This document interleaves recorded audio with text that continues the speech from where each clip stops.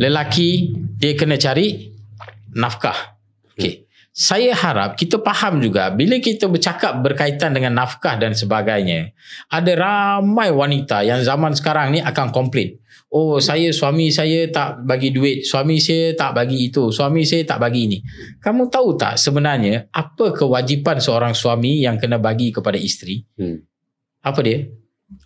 Makan, shelter, food, clothes, attire lah. Clothes, how many clothes per year? A pair of clothes. Dua lah. Okay, let's say lah 2 pair of clothes per year. Okay, ini the minimum. Boleh faham tak? Okay, 2 pair of clothes. Makan, minum untuk seharian. Paling kurang at least 2 kali lah makan. Satu hari. Boleh faham tak? Mesti kena bagi. Dan juga shelter. Shelter ini, dia bukannya menjadi tanggungjawab suami untuk bagi kemewahan. Semua wanita kena faham, sebab kadang-kadang perempuan dia sangka bila dia kahwin dengan seorang lelaki, tanggungjawab lelaki itu untuk fulfill apa yang dia minta. Hello. Lelaki suami bukan money making machine. Boleh faham tak? Okay, untuk you fikir bila you kahwin dengan all the guys will clap now. Sebab because ramai akan fikir macam tu. Bila dia kahwin, dia kata, oh, laki ni tak bagi itu, saya minta itu, dia tak bagi ini, saya minta ini, dia tak bagi itu, dan sebagainya. Kalau dia memang background dia hidup memang kaya, anak raja sebelum ini, anak orang kaya, tak apa. Ini sebelum dia kahwin dengan laki tu, dia pun apa kedana. Do you get the point? Kalau dia kahwin dengan macam tu, laki ni bila kahwin dengan dia, tahu dia status tinggi dan sebagainya, bila dia kahwin, you kena bersedia lah untuk bagi sekadar apa yang dia dapat dekat rumah bapak dia. Kalau you as a woman, you tahu lelaki ini memang tak ada apa, dan you rela untuk kahwin dengan dia, you kena bersiap sedia lah untuk kahwin dengan dia, untuk dia bagi. Jangan bagi tahu dengan saya. Saya percaya di dekat Malaysia, jarang untuk kita jumpa mana-mana kes wanita yang berkahwin ending tak ada makan minum dan mati kelaparan. Adakah?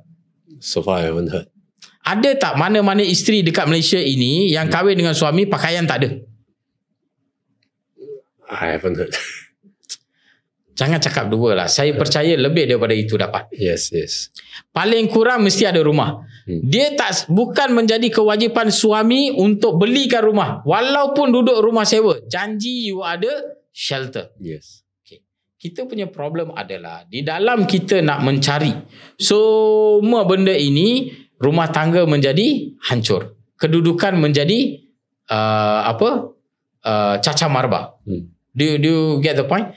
Seperti mana yang saya bagi tahu tadi, bila mana kita tahu kedudukan tadi suami, saya nak first perempuan kena faham, bukan tanggungjawab suami untuk bagi kemewahan. So sebagai isteri, you tidak ada hak untuk demand kepada kemewahan. So women got no right lah. So if let's say women are listening, hey, how can you say this? You know we got no right. Boleh, dia ada right. Woman punya right. Contoh kalau dia nak hidup mewah, dia patut bawa harta pusaka dia. Harta pusaka like how? Maksud dia, you punya bapak punya duit lah. You boleh faham tak? Kalau bapak you jutawan, you ada harta pusaka, duit itu suami you tak ada hak. Boleh faham tak? Because that belongs to you. You nak hidup mewah ke apa ke, boleh lah. Boleh faham tak? Kenapa saya cakap benda ni? Sebab hari ini di dalam kita nak mencari kemewahan itu, disebabkan mencari kemewahan boleh menjadikan sampai bercerai-berai. Banyak kes-kes yang difailkan baik di mahkamah dan sebagainya, mereka akan mengatakan suami tak memberi nafkah. Hello, nombor satu, bukan you punya kerja untuk tentukan berapa suami kena bagi dekat you. Suami tentukan berapa dia nak bagi mengikut kemampuan dia.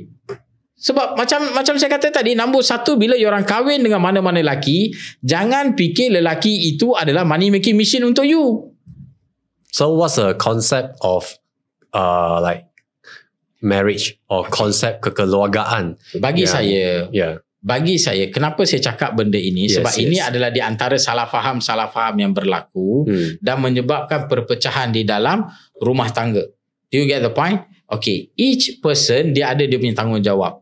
Tetapi dalam waktu yang sama, lelaki, kalau dia ada banyak, dia bagi lebih daripada apa yang saya cakap tadi, itu dikira sebagai ihsan. Dia bagi ihsan and bonus. Boleh faham tak? Dan dia bagi mengikut apa yang dia nak. Sekarang ni kebanyakan orang dia tak puas hati sebab apa? sebab dia tak dapat apa yang dia nak. Do you get the point?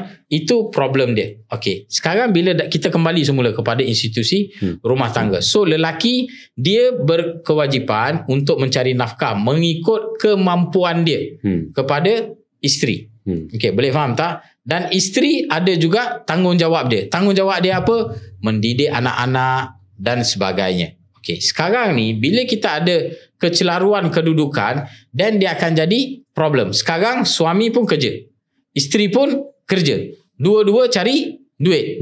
Betul tak? Sekarang kerja cari duit, dua-dua dah buat. Sekarang nak didik anak, dua-dua juga kena buat. Malam tukar pampers pun dua-dua juga kena buat. Boleh faham tak? Sekarang ni kita ada masalah siapa kena buat kerja apa.